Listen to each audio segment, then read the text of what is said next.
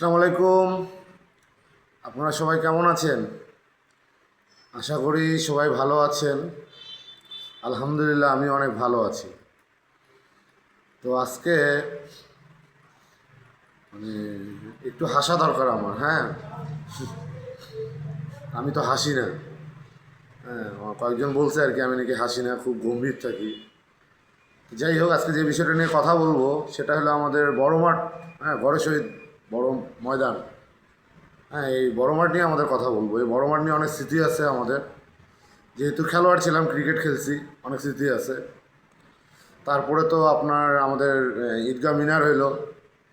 হ্যাঁ, বাংলাদেশের মধ্যে বিশাল সবচেয়ে বড় আর কি মিনার মাঠ মনে হইলো এটা। তো এই বিষয় নিয়ে কথা বলবো। তো এই বিষয়টা নিয়ে বিগত কিছুদিন ধরে কাদা ছোড়াছুড়ি হচ্ছে, কেউ পক্ষে কেউ বিপক্ষে। মানে সেনাবাহিনী যে মাঠটা নিয়ে রাখছে এটা কেউ পক্ষে কেউ বিপক্ষে। তো এখন হচ্ছে বিষয়টা হলো অনেক ক্রিকেটার, অনেক খেলোয়াড় যারা খেলাধুলা করে, প্র্যাকটিস করে বড় মাঠে, তারা এটা বিপক্ষে। আর যারা দিনাজপুরের মাঠটা যে সুন্দর থাক, গোছানো থাক, হ্যাঁ, এটার পক্ষে যারা, তারা হচ্ছে এটার পক্ষে। তো আমি কিন্তু দুইটারই পক্ষে আমি। তো বিষয়টা হলো কি, যে আমাদের যে ক্রিকেট গ্রাউন্ডটা আছে এখানে, এর সামনেই মানে ঢুকতেই এই সামনেই ওখানে একটা কনক্রিট আছে। আমাদের যে প্র্যাকটিস আমরা করি, ওটার কনক্রিট আছে। তারপরে আমাদের ঠিক বড় মাঠের একটা হলো শহীদ মিনার প্রান্ত, আরেকটা হলো ওই দিকে হলো মুরাদ ভাইয়ের একাডেমি। তারপর আরেকটা একাডেমি আছে, ওই যে একটা গাছ আছে, যে আগের মিনারটা যেখানে ছিল ওই মিনারটার সঙ্গে আরেকটা একাডেমি আছে। ওটা একটা ছোটো ভাই, ওর নামটা এই মুহূর্তে আমার আসতেছে না, খুব ক্লোজ ছোটো ভাই আর কি। ওটাতে তন আছে, তারপর খোকন ভাই আছে আমাদের নিজের। তো আমি চাই যে আমাদের যে ক্রিকেট প্র্যাকটিস আছে, মাঠ আছে, এটা যেন সেনাবাহিনী এই ফ্যাসিলিটিসটা আমাদেরকে দেয়, যে আমরা যেন প্র্যাকটিসও করতে পারি, আমরা যেন ম্যাচও খেলতে পারি। আমার কথা হলো এটা। হ্যাঁ, আমাদেরকে এই ফ্যাসিলিটিস দেয়। আর বড় মাঠের এই পার্টটা, যেটা ঈদগাহ মিনার, এই মাঠে এই মাঠটা রেস্ট্রিকশন থাক। আর হচ্ছে আমাদের যে স্পোর্টস ভিলেজ সেনাবাহিনীরা ওইখানে থাকতেছে। আপনারা সেনাবাহিনী ওখানে থাকেন, সমস্যা নাই। কিন্তু কথা হলো ওর সামনে ওই আমাদের ভলিবল প্র্যাকটিস হয়, মিম ভাই প্র্যাকটিস করায়, হ্যাঁ, মিম ভাইয়ের সঙ্গে আমার খুব সম্পর্ক ভালো। ওই মিম ভাই প্র্যাকটিস করায়, ওই জায়গাটা আপনারা একটু প্র্যাকটিসের ব্যবস্থা করে দেন। আপনারা ওইখানে থাকেন, আপনারা এই সাইডে, যেটা এলএসডি গোডাউনের পিছন সাইডটা, আপনারা এই সাইডে, হ্যাঁ, গাড়ি টাড়িগুলো রাখেন যেখানে প্র্যাকটিস করে। ওই জায়গাটা আপনারা ছাড়ে দেন, যেন খেলোয়াড়রা আসে, প্র্যাকটিস করে আবার চলে যেতে পারে। হ্যাঁ, সব খেলাধুলার মধ্যে থাকলে হবে কি, ছেলে পেলে অন্য লাইনে যাবে না। খেলাধুলার মধ্যে থাকলে অন্য লাইনে যাবে না। আমাদের দিনাজপুরের অধিকাংশ ছেলেপেলেই, হ্যাঁ, মানে নষ্ট হয়ে যায়। তো খেলাধুলার মধ্যে থাকলে নষ্ট হবে না। তো আপনারা সেনাবাহিনী, তারপর হচ্ছে সেনাবাহিনীর ঊর্ধ্বতন কর্মকর্তা, তারপর আমাদের জেলা প্রশাসক মহোদয়, উনি কিন্তু খেলাধুলা নিয়ে ভালোই আগ্রহ। হ্যাঁ, তো এগুলো তাদের সাথে, হ্যাঁ, যুক্তিসঙ্গতভাবে কথা বলতে হবে। হাঙ্কি পাঙ্কি করলে হবে না। হ্যাঁ, মাঠ এই সেই হাবি জাবি লাগবে, এভাবে করলে হবে? এখানে যে কথা বলতে হবে, যে সেনাবাহিনীর সাথে যে উচ্চপদস্থ কর্মকর্তা, তার সাথে কথা বলতে হবে যে স্যার, আপনাদেরই মাঠ আপনাদের, সেনাবাহিনীর মাঠ। কিন্তু আমরা তো দিনাজপুরের জনগণ। মাঠ যদি আপনাদের হয়, তো মাঠটা হলো আমাদের কলিজা, আমরা এখানে এসে অবসর সময় কাটাই। তো এইভাবে কথা বলে তাদেরকে কনভিন্স করতে হবে। কই, মাঠে যখন আপনার এই কি বলে, ফুচকার ব্যবসা চলতেছিল, জিলাপির ব্যবসা চলতেছিল, ওগুলো টাকা কে খাইতো ওগুলো টাকা? তখন কে কথা বলেন নাই? কে খাইতো ওগুলো টাকা? বিজনেস হইতো, হ্যাঁ, পাকিং হইতো, ওইগুলো কেউ কথা বলেন নাই? মিনারটাতে চুম্মা চাটি হইতো, আপনারা যাই কথা বলছেন একবারও? মিনারের উপরে মানুষ স্যান্ডেল পরে হাঁটে, দেখছেন এগুলো? নাচানাচি হয়, টিকটিক হয়, দেখছেন এগুলো? কই, তখন তো আপনাদের সুশীল সমাজ, আপনারা আসেন নাই প্রতিবাদ করতে? তখনও আমাদেরকে বলতে হয়েছে যে এই নামো। হ্যাঁ, ছিনতাইয়ের পর ছিনতাই, অটো ছিনতাই, সব ওই জায়গাটাতে হয়েছে। এখন হয় না, কারণ এখন বাপ আছে, এখানে সেনাবাহিনী আছে।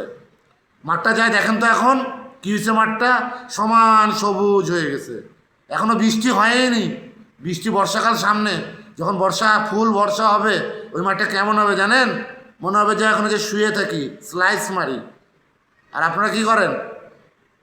এখন আপনাদের ধান্দা বন্ধ হয়ে গেছে, সংসার চলে না। আমার সাথে লাগছেন দুই একজন, বন্ধু বান্ধব, ওইগুলো চাটা, এগুলো চাটা চাটা বন্ধু বান্ধবকে আমি তেল দেই না, টাইমও দেই না। আর লিমন কোনোদিনও কাউকে চাটে নাই। রাজনীতি যুক্ত ছিলাম আওয়ামী লীগের সাথেই। ওই যে রজ্জবকে যায় বল যে রজ্জবের সাথে আমার হিংস হয়েছে, হাজি পলাশকে যায় বল হাজি পলাশের সাথে আমার হিংস হয়েছে। ওগুলো বালচাল, আমার টেরার টাইম নাই, সৎভাবে থাকবো। আমাকে খাইতে হইলে একবারে খাই নিস, আর যে খাইতে পারবে না ওকে পরে আমি খাই নিব।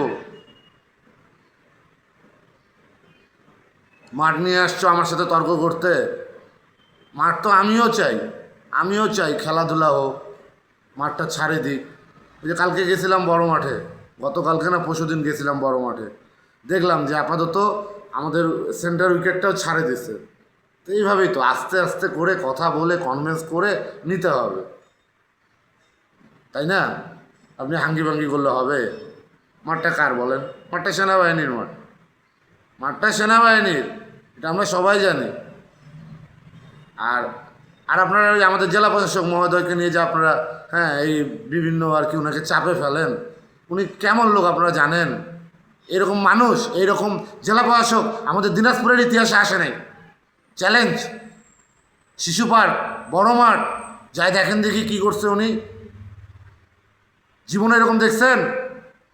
শিশু পার্কের গ্রিল খুলে নিয়ে মানুষ চলে যায়, যেগুলো খেলনা দোলনা এগুলো নিয়ে চলে যায় টোকাই মোকাই। কারণ বড় মাঠের আশেপাশে তো অধিকাংশই টোকাই মোকাই এলাকা, সব ধান্দা, সব নেশাগর, তারা এগুলাই করে। যখন যেটা লাগে খুলে নিয়ে যায়, বেচে দেয়। আমাদের রাষ্ট্রীয় সম্পদ রক্ষা করার দায়িত্ব আমাদের, আমরা নাগরিক, ওটা আমাদের টাকায় হয়। ওটা একটা চোর, একটা ছিনতাইকারী এসে নিয়ে চলে গেল, ওটা যখন আবার লাগাবে, কে লাগাবে? আমাদের প্রধানমন্ত্রী তারেক রহমান কি নিজের পকেট থেকে টাকা দিবে? ওটা আমাদেরই। এই যে প্রতিটা জিনিস, এই যে মোবাইলে 1 মিনিট কথা বলি না, 1 টাকা যদি খরচ হয় তো 46 পয়সা কাটে নেয় সরকার, ভ্যাট। একটা জিনিস খান না, ওটা তো ভ্যাট, সব কিছুতে ভ্যাট, কর, ট্যাক্স সব বেশি বেশি হয়ে গেছে এখন। কেন হচ্ছে? এগুলার জন্য হচ্ছে। চোর বাটপাট তো এমনিতেই আছে। তো এই জন্য আমাদের জিনিসপত্র, রাষ্ট্রীয় সম্পদ আমাদেরকেই যত্ন নিয়ে রাখতে হবে, তাহলে আমাদের খরচটা কমবে, জীবনযাত্রার মান উন্নত হবে। তো যাই হোক, অনেক হ্যাম্পার হয়ে গেছি আজকে, অনেক চিল্লায় কথা বললাম। তো বিষয়টা আমিও চাই যে খেলাধুলা হোক, মাঠটা খেলাধুলা হোক। এই মাঠটাতে সেনাবাহিনী নিয়ে নেওয়ার কারণে কাদের সমস্যা হয়েছে দেখেন। যারা খেলোয়াড়, যারা একাডেমি চালায়, কোচ, তারা, তারপর যারা ফুচকার টাকা খায়, ফুচকার দোকানের টাকা খায় আর কি, ফুচকা, হালিম এগুলোর টাকা খায়, ওদের তো মেইন সমস্যা হয়ে গেছে। তারপর ওখানে কিন্তু একটু ওই মাঝে মধ্যে ফাকিংও চলতো। ওই ফাকিং যে টাকা খায়, ওদেরও সমস্যা হয়েছে। ভাই নোংরামি আর চলবে না, ভাই নোংরামি চলবে না। জুলাইয়ে যারা ছিল রাস্তায়, তারা সব দেশের পক্ষের লোক। আর আমার কাছে যদি কেউ প্রমাণ চান, তাহলে আমিও বলে দিব, দেখাই দিব যে আমিও জুলাইয়ে রাস্তায় ছিলাম। আর যে আওয়ামী লীগের নেতাগুলো আমাকে ফোন করে মানা করতেছিল, ওদের নাম আমি নিব না। তাহলে ভাই ব্রাদার হয়, বড় ভাই, ছোট ভাই, নিব না। কারণ ওদের নাম নিলে ওরা কালারিং হয়ে যাবে। ঠিক আছে? আমিও জুলাইয়ের পক্ষেই ছিলাম, কিন্তু কখনো লিমন কিছু চায়নি। এই 4 তারিখে যেদিন মেইন হাঙ্গামাটা হলো দিনাজপুর শহরে, ওই দিন যে কোনো কিছু একটা দিয়ে আমার হাতটা এখানে চিড়ে গেছিলো, একটা দাগ, চিরা দাগ। ওটা ঠিক হয়ে গেছে, দাগ মনে হয় এখন নাই, খুঁজলে পাওয়া যাবে। তা আমিও চাইলে জুলাই যোদ্ধা হয়ে যেতে পারতাম। জুলাই যোদ্ধা হওয়ার ইচ্ছা নাই। যারা অরিজিনাল সামনে থেকে নেতৃত্ব দিচ্ছে তারা হোক। আমাদের দেশটা হলো খালি 2 নম্বরই মুক্তিযোদ্ধা। এই যে 6-7 বছর বয়স যাদের ছিল, ওরা বলে শিশু মুক্তিযোদ্ধা। আরে বেটা, গানটাই তো উঠাতে পারবি না তুই কিসের শিশু মুক্তিযোদ্ধা বে? একটা মানুষকে যুদ্ধ করতে হলে 16-17 বছর লাগবে, 15 বছর, 16 বছর, 17 বছর। সে হলো তখন একটু শরীরে একটু সুঠাম, অস্ত্র নিতে পারবে সে। আমাদের ওই দেখবেন যে 8 বছরের ছেলেও মুক্তিযোদ্ধা, খালি 2 নম্বরই। এইবার এখানেও সেম হয়েছে, জুলাইও সেম হয়েছে। অনেক ভুয়া ঢুকে গেছে, আর অনেক আওয়ামী লীগার ঢুকে গেছে, অনেক আওয়ামী লীগার। এমনও নেতা আমি নিজে দেখছি, ওই যে লোডটোর সামনে যে গুলিগুলো করলো পুলিশ, লোডটোর সামনে কলাপসিবল গেটে আটকা ছিল, সবাই গুতা মারতেছিল, কিছু ছেলে আটকাচ্ছিল, ওখানে আমি ছিলাম ওইখানে।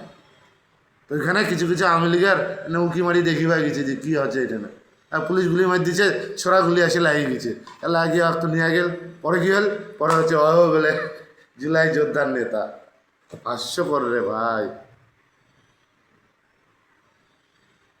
কেন 2 নম্বরটা কেন করতে হবে? নেতা কেন হইতে হবে? নেতা ছাড়া কি আগানো যায় না? নেতা ছাড়া কি সমাজে ভালো কাজ করা যায় না? সবই যায়, সবই যায়। আপনার নিয়তটা সৎ হইতে হবে, উদ্দেশ্যটা সৎ হইতে হবে, সবই যাবে। সব জায়গায় বুক ফুলায় কথা বলতে পারবেন, বুক ফুলায় কথা বলবেন, কারণ আপনি ন্যায়ের পক্ষে। আর অন্যায়ের পক্ষে যে কথা বলবে ওর সাউন্ড হবে কম, আপনি ন্যায়ের পক্ষে না, আপনার সাউন্ড হবে বেশি, কড়া সাউন্ড হবে, কড়া। আর যে হলো অন্যায়ের পক্ষে ওর সাউন্ড হবে কম। আর ওর যদি সাউন্ড বেশি হয় মারে ভুসরাই দিবেন, শক্তি লাগবে, শক্তি জোগাড় হয়ে যাবে। এরকম হাজারো যোদ্ধা আছে, হ্যাঁ, দেখেন নাই জুলাই আন্দোলনে, দেখেন নাই? হ্যাঁ, আমিও তো ভয় পাচ্ছিলাম, যখন গুলি মারতেছিলাম আমিও ভয় পাচ্ছিলাম, লুকায় যাচ্ছিলাম।